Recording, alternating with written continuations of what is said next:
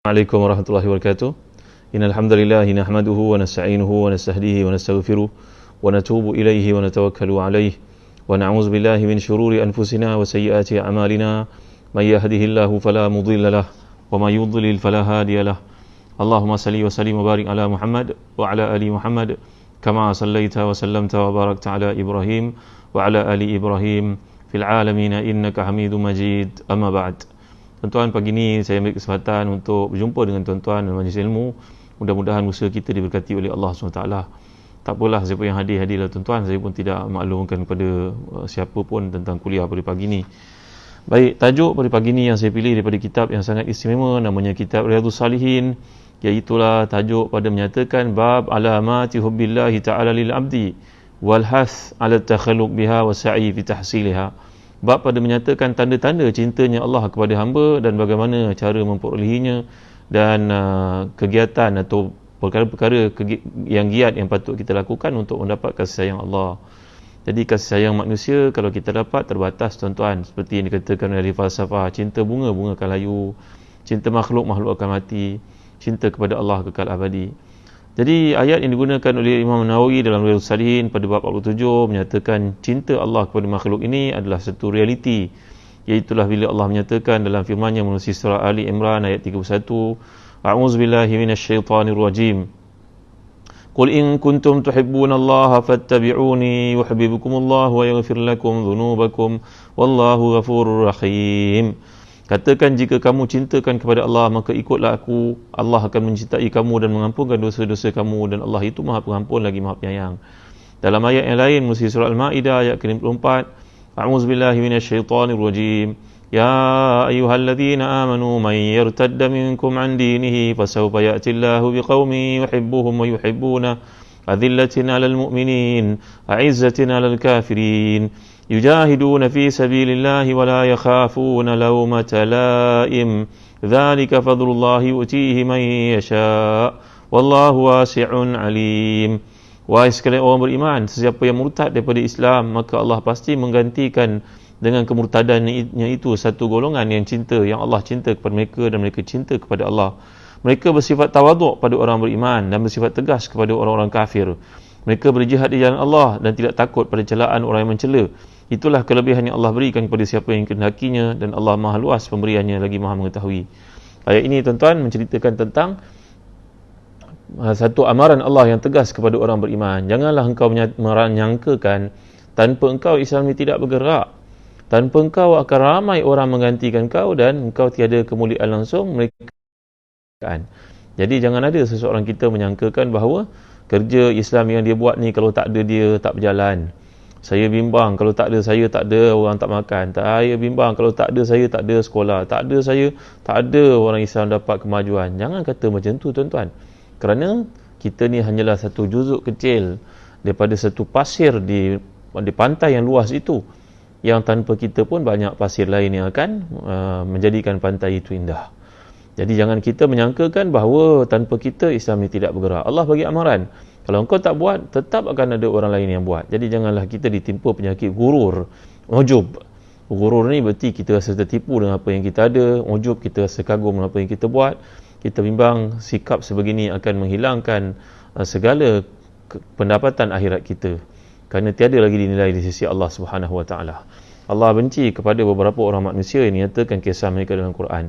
Contohnya Firaun yang sentiasa berkata ana khairun minhu, aku lebih baik daripada orang itu.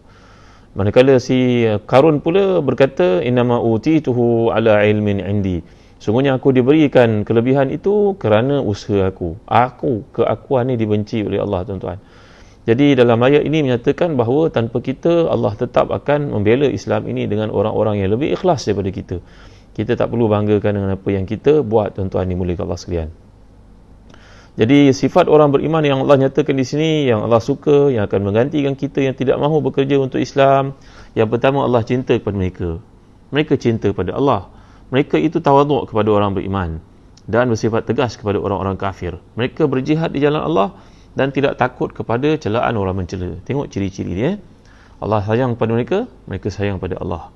Mereka bersifat rendah diri kepada orang beriman, bersifat tegas kepada orang kafir. Dah berapa dah? 5. Dan kemudian mereka berjihad di jalan Allah dan tidak takut kepada celaan orang mencela. 6 semuanya sifat-sifat yang Allah nyatakan dalam ayat ke-54 surah Al-Maidah. Seterusnya Nabi SAW sabda sebagai pengukuhan kepada topik ini, tuan-tuan, kata Imam Nawawi, iaitu hadis yang mengatakan Inna Allah Ta'ala qal man ada li waliyan faqad azantuhu bil harbi wa ma taqarraba ilayya 'abdi bi syai'in ahab ilayya mimma aftaratu alayhi wa la yazalu 'abdi yataqarrabu ilayya bin nawafil hatta uhibbah fa idza ahbabtuhu kuntu sam'ahu alladhi yasma'u bihi wa basarahu alladhi yubsiru bihi wa yadahu allati yabtishu biha wa rijluhu allati yamshi biha wa in sa'alani a'taytuhu wa la in ista'azani la u'idhannahu, rawahu al-Bukhari. Nabi SAW sabda bahawa Allah berfirman dalam hadis qudsi. Ini hadis qudsi, beza antara hadis qudsi dengan hadis Nabawi. Hadis qudsi adalah hadis yang lafaznya daripada Allah, akunya Allah SWT. Allah menyatakan keakuannya, kuasanya, menyebut tentang zatnya yang agung itu. Tapi kalau hadis Nabawi adalah satu yang disampaikan oleh Nabi SAW atas lisan baginda, walaupun maksudnya tetap daripada Allah SWT. Walaupun hadis qudsi adalah daripada Allah SWT, tapi ia tidaklah bersifat ta'abudi, iaitu kita boleh bawa dalam sembahyang macam ayat-ayat Quran, tidak boleh. Ia tetap hadis dalam kategori hadis yang tidak boleh dijadikan bahan dalam sembahyang. Jadi dalam hadis ini Nabi SAW sabda, sesiapa yang memusuhi waliku, aku mengizinkan kepadanya peperangan, aku declare padanya peperangan. Siapakah wali Allah itu? Maka Allah telah menjelaskan, hamba-Ku kalau dia melakukan ibadah fardu kepadaku, aku cinta kepadanya. Dan kalau dia melakukan ibadat ibadah sunat, dia mendekatkan diri aku kepadanya. Jadi wali Allah adalah orang yang konsisten buat ibadah fardu dan menambah dengan ibadah sunat. Kalau aku dah cinta kepada seorang hamba itu, kata Allah dalam hadis qudsi ini, maka aku akan jadi telinganya yang dengannya ia mendengar, tangannya yang dengannya ia memegang, matanya yang dengannya ia melihat, dan kakinya yang dengannya ia melangkah. Dan kalau diminta tolong kepada aku, pasti aku akan beri pertolongan kepadanya. Kalau diminta kepada aku, pasti aku akan penuhi. Inilah sifat wali Allah, tuan-tuan dimuliakan Allah sekalian. Wali itu, kata Imam Ghazali, bukan orang yang kau lihat boleh terbang di angkasa, bukan orang yang boleh berjalan di atas air. Itu memang wali Allah, makam tinggi. Tapi wali Allah ni sifatnya tawadhu', sifatnya ikhlas, dia tidak menunjuk-nunjuk pada orang.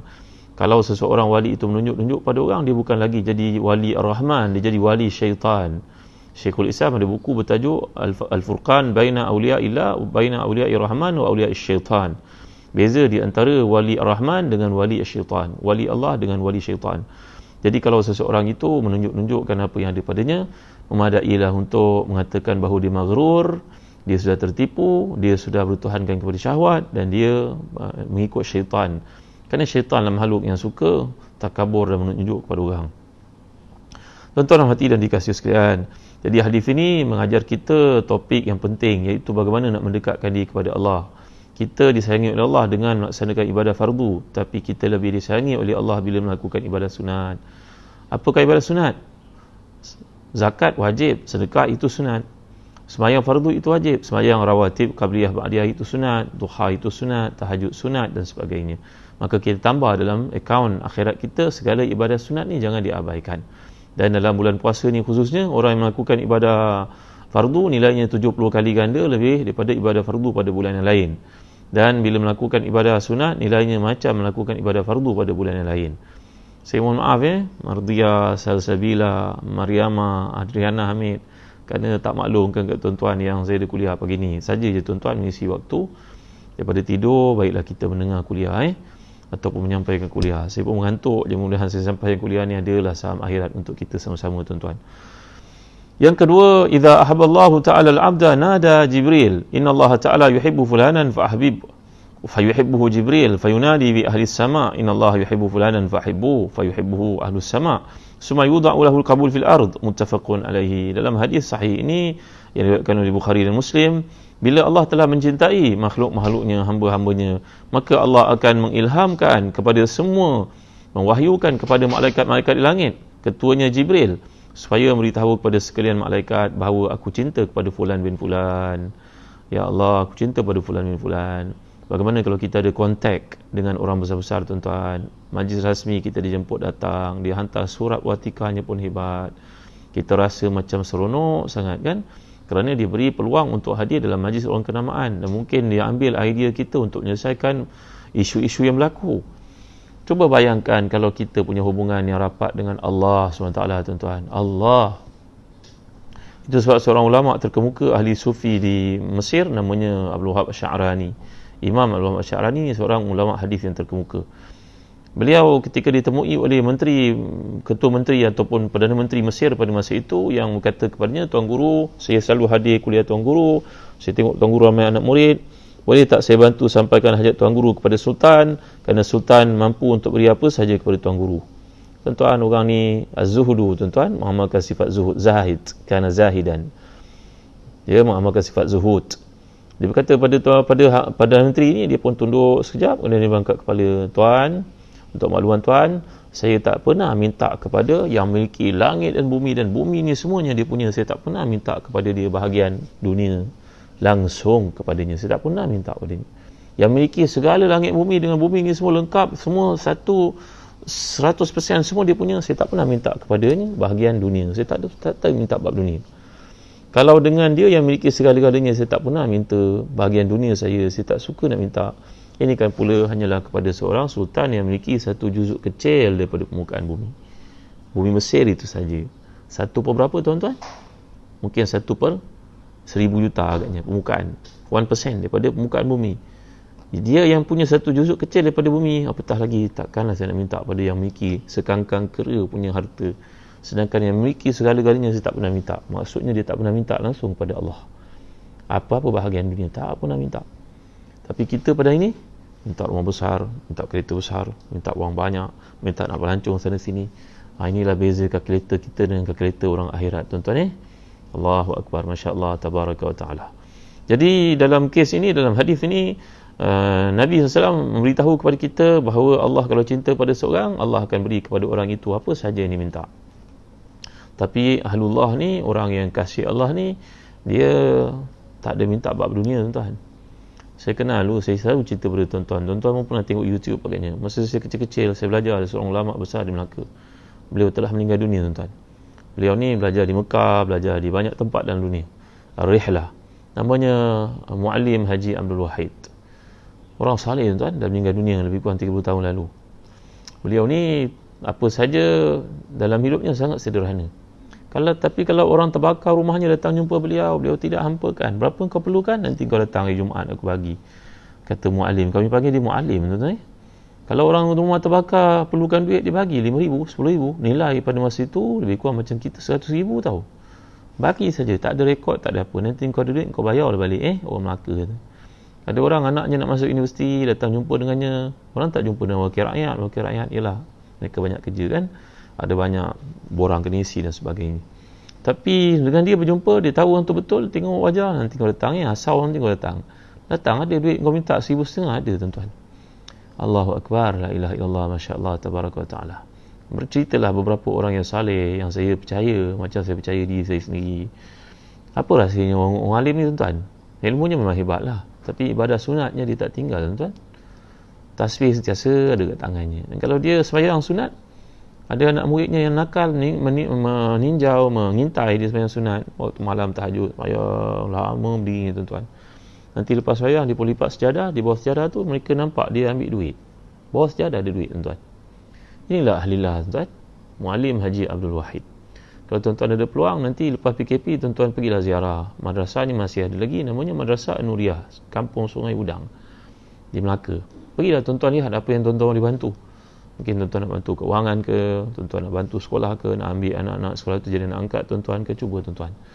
Jadi ini sekolah orang alim, orang saleh, orang yang sangat terkemuka, banyak jasanya. Tidak ada orang dalam lingkungan tahun 70-an, 80-an melainkan semuanya dapat keberkatan daripada orang alim ini, tuan-tuan. Jadi ini cerita kalau Allah sayang pada kita. Maka Allah akan wahyukan kepada Jibril, ketua malaikat, beritahu pada semua aku sayang kepadanya.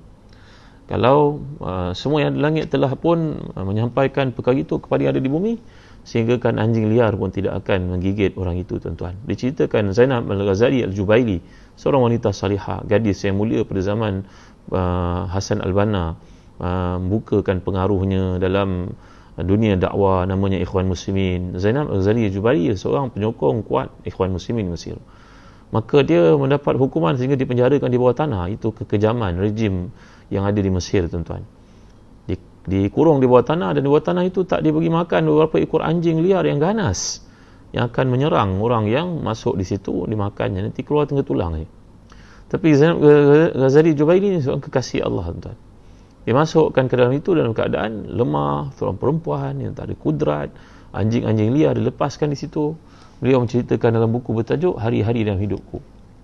Maka tuan-tuan, anjing-anjing liar yang begitu ganas tidak menyerangnya, bahkan duduk kelilingnya, menemaninya, tuan-tuan, walaupun anjing itu tak diberi makan. Warga penjara yang ada di situ pun terkejut melihat. Mereka mencatatkan pengalaman pelik itu. Mereka pula yang nak diserang oleh anjing ketika mereka datang nak melihat Zainab Ghazali Jubaili, seolah-olah mempertahankan wanita gadis mulia ni. Itulah kesan bila Allah cinta kepada seseorang, tuan-tuan. Kalau kita cinta kepada manusia, kita tahu keikhlasan cintanya itu. Mungkin cintanya itu kerana kebendaan, mungkin cintanya itu kerana kepentingan, mungkin cintanya itu kerana perkara-perkara yang lain yang kita pun tak tahu, kita pun tak pasti. Tapi cinta pada Allah, cinta hakiki, tuan-tuan, dimulakan Allah sekalian. Itu sebab bila Nabi kita SAW diberi pilihan, apakah engkau nak kekal di bumi ataupun nak mati, wahai Muhammad SAW wafat, maka Nabi milih Ar-Rafiqal A'la, Ar-Rafiqal A'la. Cinta engkau tu tiada tolok banding, wahai Tuhan. Aku nak kembali kepada engkau. Ketika para Nabi semuanya diberi pilihan oleh Allah untuk kekal hidup ataupun untuk meninggal dunia, maka ternyata semua Nabi yang mengetahui rahsia akhirat dan cinta Allah, mereka tetap memilih kembali kepada Allah, kerana yakin cinta Allah itulah yang sebaik-baiknya. Tuan-tuan rahmati dan dikasihi sekalian, hadis yang terakhir untuk kita renung pada pagi ni, saya nak buat kuliah ni pendek, tuan-tuan ya. Itulah tadi hadis yang saya bacakan, bila Allah cinta kepada seseorang, Allah akan wahyukan kepada malaikat Jibril untuk disampaikan kepada semua makhluk bahawa Allah cinta kepadanya, dan itulah natijahnya. Maka seperti Muallim Haji Abdul Wahid di Melaka itu, yang apa sahaja diminta kepada Allah, Allah bagi. Kalau diminta hujan turun, tuan-tuan. Kalau dia minta hujan berhentikan, Allah berhentikan. Mustajabnya doa orang alim ini. Ketika orang kesusahan, beliau hidupnya tenang, sederhana saja, tak pernah pun makan gaji, tetapi hidupnya serba sederhana, mencukupi, bahkan lebih daripada itu boleh bantu orang lain. Baik, lanjutan daripada hadis ini tentang orang yang dicintai oleh Allah. Wa idza abghadha 'abdan da'a Jibril fayaqul inni ubghidhu fulanan fa'abghidhu fayubghidhuhu Jibril thumma yunadi fi ahli as-sama' inna Allah yubghidu fulanan fa'abghidhu thumma tudha'u lahu al-baghdha fil ard. Kalau Allah membenci pula seseorang manusia itu, maka Allah akan menetapkan kebencian itu, memberitahu kepada Jibril. Jibril pun akan benci manusia itu, dan kemudian Jibril pun akan memberitahu kepada sekalian penghuni langit, malaikat-malaikatnya, bahawa Allah membenci fulan. Maka bencilah dia. Lalu kebencian itu pun akan masuk kepada hati semua makhluk yang ada di bumi. Jadi semua orang akan bencinya. Tuan-tuan dimuliakan Allah sekalian. Jadi dalam hadis ini menerangkan kepada kita sebagaimana nikmatnya menjadi orang dicintai oleh Allah, dan sebagaimana azabnya menjadi orang yang dibenci oleh Allah. Jadi pilihlah dalam hidup kita seperti yang digambarkan daripada awal tadi, tentang peluang untuk menjadi orang dikasihi oleh Allah. Iaitu buat kerja untuk agama Allah ni, jangan menyebut-nyebut, jangan menunjuk pada orang. Tawaduklah kepada orang beriman, tegaslah kepada orang kafir. Tegas tu bukan menganiaya, berarti kita menganiaya, kita merangi. Tak, tuan-tuan. Tegas masukkan oleh guru saya almarhum Datuk Dr. Harundin dalam satu kuliah beliau kepada kami, di mana ada peluang, sokonglah orang Islam.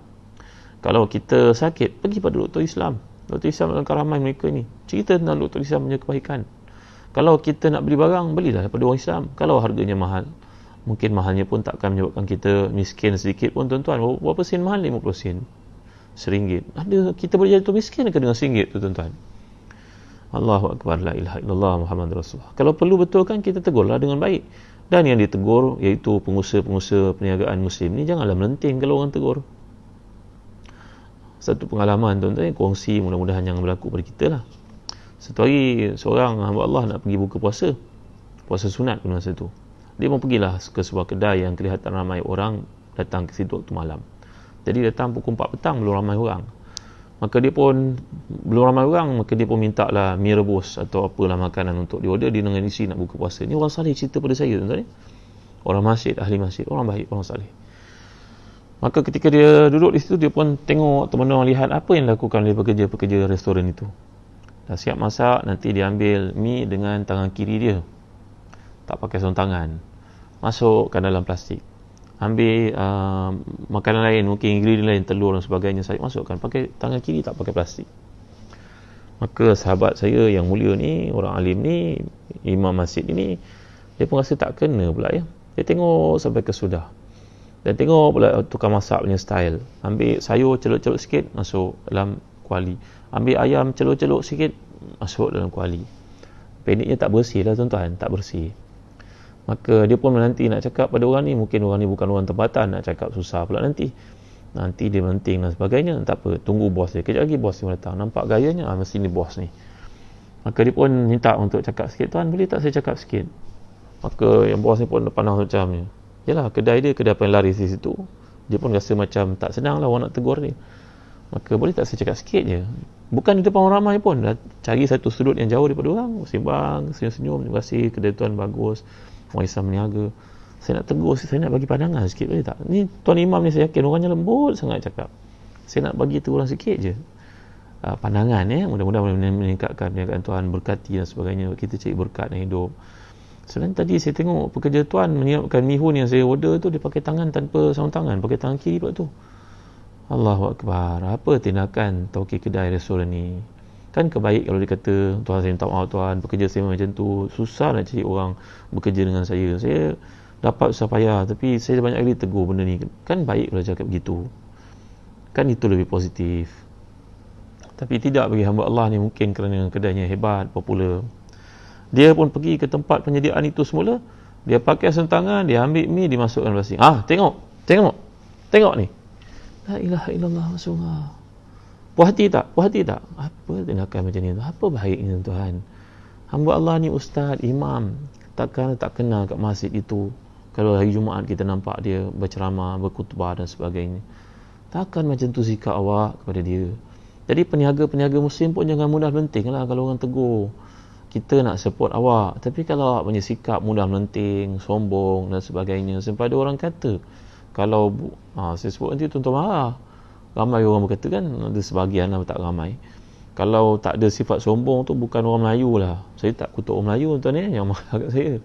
Kalau tak ada sifat sombong tu bukan orang Melayu lah, bau sikit je lah sombong. Ada orang kata gitu ya tuan-tuan ni, boleh kat sekalian. Jadi kita remove daripada diri kita sifat-sifat sombong, angkuh, kerana ini keakuan yang dibenci oleh Allah.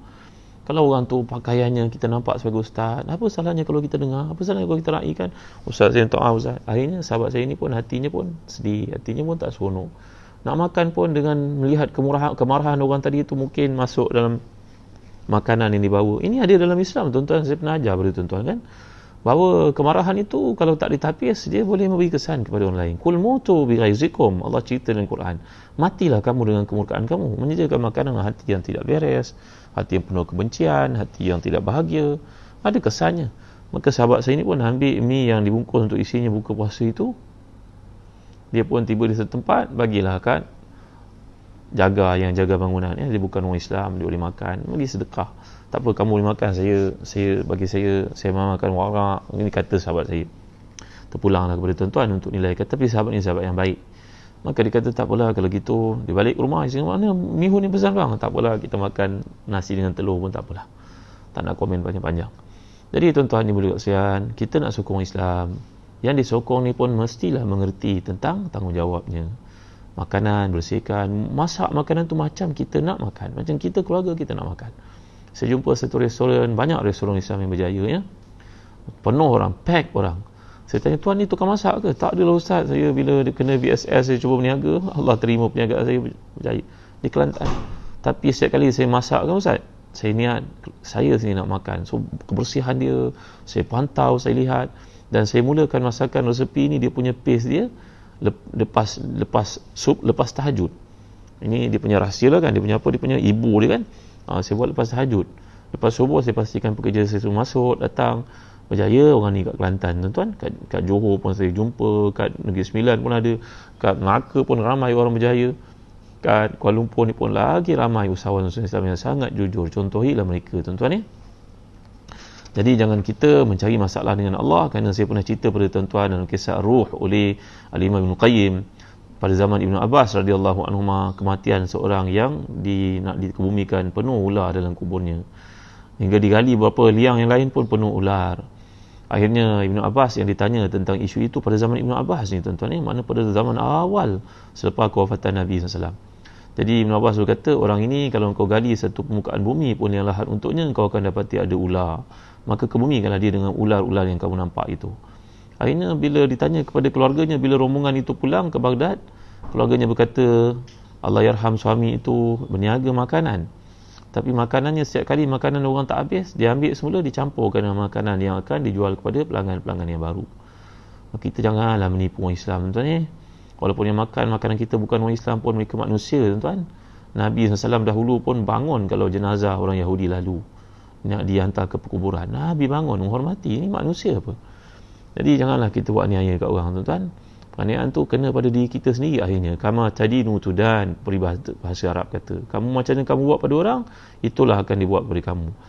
Jadi tuan-tuan, yang terakhir sekali, hadis yang menceritakan cinta Allah kepada seorang manusia, iaitulah peristiwa dalam hadis Nabi SAW ba'atha rajulan ala sariyatin fakana yaqra'u li ashabihi fi salatihim fayakhtimu bi qul huwallahu ahad. Falamma raja'u zakaru zalika li Rasulillah sallallahu faqala saluhu bi ayyi shay'in yasna'u zalik fasaluhu faqala li anha sifatur rahman fa ana uhibbu an aqra biha faqala sallallahu akhbiruhu anna Allah ta'ala yuhibbuhu, muttafaqun alaihi.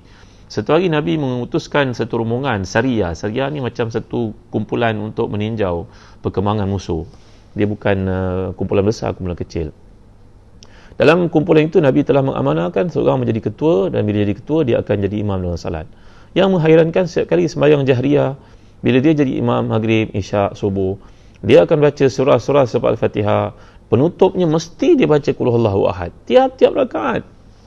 Perkara itu menimbulkan kehairanan pada ahli Sariyah yang ramai itu, dan akhirnya mereka pun pulang ke Madinah. Mereka nak tanya, mereka takut ya, ini sahabat yang mulia, yang agung, tak dinyatakan siapa namanya. Bila mereka pulang ke Madinah, mereka pun jumpa Rasulullah dan bertanya, Rasulullah, ketua yang Rasulullah nanti itu baik orangnya, cuma ada satu kekeliruan pada kami. Tiap-tiap rakaat dia jadi imam, dia akan tutup surah yang dibaca dengan surah Al-Ikhlas. Tiap-tiap rakaat. Kami heranlah Rasulullah, apa tujuan dia buat begitu. Maka Rasulullah pun memanggil beberapa orang sahabat yang besar untuk bertanya kepadanya, apa tindakannya buat begitu, apa rasionalnya. Dia jawab, sesungguhnya saya sayang kepada Rasulullah, saya bersahabat kepadanya banyak. Saya sayang kepada Allah, tapi saya tak tahu macam mana nak tunjukkan kecintaan kepada Allah itu. Maka saya baca qul huwallahu ahad, kerana dalam surah itu menceritakan kemuliaan, keagungan, kehebatan Allah. Mudah-mudahan saya termasuk di kalangan orang yang mencintainya. Betul ni? Maka bila perkara itu diberitahu kepada Nabi, Nabi pun menjawab, kabarkan kepadanya bahawa Allah cinta kepadanya macam dia cinta kepada Allah.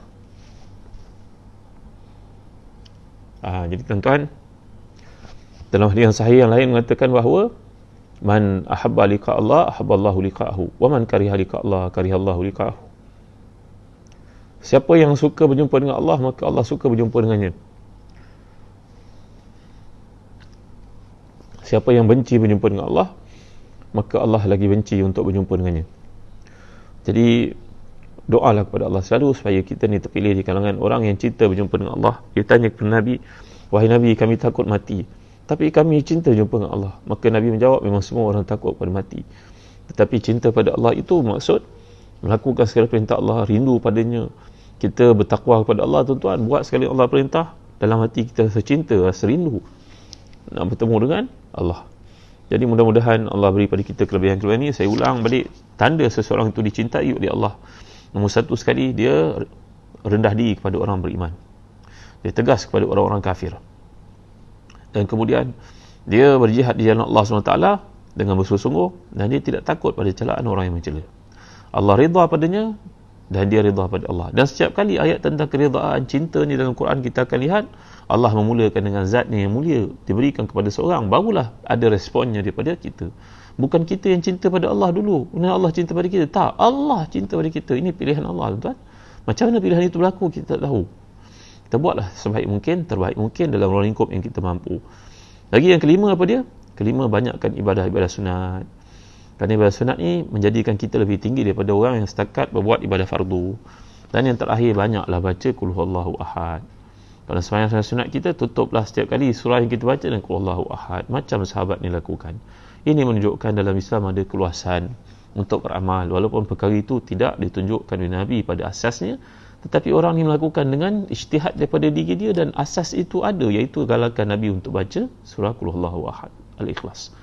Maka kalau kita melihat orang melakukan perkara-perkara ibadat yang kita jumpa dalam hadis, jangan kita mudah-mudah mengatakan orang tu bid'ah, tuan-tuan. Jangan mudah-mudah kita sebut. Ulama-ulama dulu begitu berjaga-jaga untuk mengatakan kalimah ini terhadap ibadah yang orang lakukan, kerana dibangi kita mengeluarkan seorang Islam daripada millah, daripada agama. Kalau kita menuduh orang itu keluar daripada Islam, sama ada tuduhan itu kena pada dia atau kembali kepada kita. Na'udzubillah. Maka ulama-ulama dulu begitu berjaga-jaga. Mereka ibarat macam doktor pakar yang nak merawat seorang, prescribe betul-betul, tengok betul-betul. Saya tak silap bagi ubat. Maka orang-orang beriman jangan mudah untuk menghukum orang lain. Orang itu ahlus salah, ahlus zakat, orang itu orang semayang, orang zakat. Ini ada kesilapan. Kesilapan tu Allah boleh ampunkan, tuan-tuan. Mengapalah kita pula yang menyebut nak membid'ahkan orang, mengatakan orang salah dan sebagainya. Dia orang nak mengamalkan baca Yasin malam Jumaat, biarlah dia amalkan. Kita nak baca surah Al-Kahfi, itu kita mungkin bacaan kita lebih baik daripada dia, teruskan. Tuan-tuan yang boleh Allah sekalian, mudah-mudahan Allah memberkati kita pada pagi ini. Mudah-mudahan dengan ibadah sunat yang kita lakukan bulan puasa ini memertabatkan kita sebagai kekasih Allah. Setakat ini saja dulu, tuan-tuan. Maka mudah-mudahan di hujung perpisahan ini saya pesan kepada tuan-tuan, waktu syuruk dah pun masuk. Waktu syuruk, sesiapa yang duduk mendengar kuliah seperti ini, kemudian sembahyang solat syuruk 2 rakaat, baginya pahala seolah menunaikan ibadah haji lengkap, kata Nabi SAW. Ataupun umrah tamah, lengkap 3 kali Nabi sebut. Tuan guru saya, Syekh Datuk Dr. Abdul Basit bin Abdul Rahman Hafizahullah, berkata waktu syuruk ni adalah waktu awal duha. Ya, tuan-tuan yang dimuliakan, tuan-tuan ada peluang, tuan-tuan ziarahlah ke Abu Anas Madani, Pondok Sungai Durian. Mungkin tuan-tuan boleh lihat bagaimana cara tuan-tuan boleh membantu madrasah ini berkembang. Madrasah yang berusia lebih pada 50 tahun ni, tuan-tuan. Satu daripada benteng untuk umat Islam di akhir zaman ni, memberikan ilmu dan sebagainya, memerlukan perhatian pada tuan-tuan. Ya, dan terima kasih kepada Zazan Travel kerana kuliah ni tajuk mereka pada pagi ni. Dan tuan-tuan rajin-rajinlah tengok ke Facebook Zazan Travel, ke Instagram Zazan Travel, like dan follow dan share lah kepada semua umat Islam yang di luar sana. Sekarang tuan-tuan, terima kasih kerana kehadiran tuan-tuan, memberi semangat kepada saya. Mudah-mudahan kebaikan ni dapat kita kongsi bersama-sama, kefahaman ni. Mudah-mudahan waktu yang kita spend selepas subuh mendengar kuliah ni sebahagian daripada jihad, untuk ilmu adalah jihad. Dan mudah-mudahan pahala kita berkekalan, berterusan, menaik tarafkan kesuburan iman kita. Setakat ini saja dulu. Alhamdulillah Rabbil Alamin, wassalatu wassalamu ala asyrafil anbiya'i wal mursalin, sayyidina wa maulana Muhammadin wa ala alihi wa sahbihi ajma'in. Allahumma ati nufusana taqwaha wa zakkiha anta khairu man zakkaha anta waliyuha wa maulaha bi rahmatika ya arhamar rahimin. Allahumma kfina bi halalika an haramik wa aghnina bi fadlika an amman siwak. Allahumma la khaira illa khairuk wa la tayra illa tayruk wa la ilaha ghairuk. Allahumma inna na'udzubika minal jubni wal bukhli wa na'udzubika min an nurad ila arzalil umur wa na'udzubika minal kufri wal faqr wa na'udzubika min azabil qabr. La ilaha illa anta. ربنا إننا آمنا بما أنزلت واتبعنا رسولك فاكتبنا مع الشاهدين. اللهم إنك عفو تحب العفو فاعف عنا. اللهم إنا نسألك رضاك والجنة ونعوذ بك من سخطك والنار. ربنا آتنا من لدنك رحمة وهيئ لنا من أمرنا رشدا. ربنا آتنا في الدنيا حسنة وفي الآخرة حسنة وقنا عذاب النار. وصلى الله على سيدنا محمد وعلى آله وصحبه وبارك وسلم. والحمد لله رب العالمين. تقبل الله منا ومنكم. Harap tuan-tuan jangan lupa untuk share video ini, sampaikan kepada orang yang kita sayangi, orang yang kita kenali. Mudah-mudahan menjadi sebab untuk mereka mendapat hidayah di sisi Allah. Sekian, wassallallahu ala sayyidina Muhammad wa ala alihi wa sahbihi wa wasallam. Alhamdulillahirabbil alamin. Jangan lupa tuan-tuan, pertemuan kita pada petang ni jam 5 membicarakan tentang ayat yang awal daripada surah Al-Isra pada jam 5 petang, insya-Allah, setiap hari dalam bulan puasa ni. Sekian, assalamualaikum warahmatullahi wabarakatuh.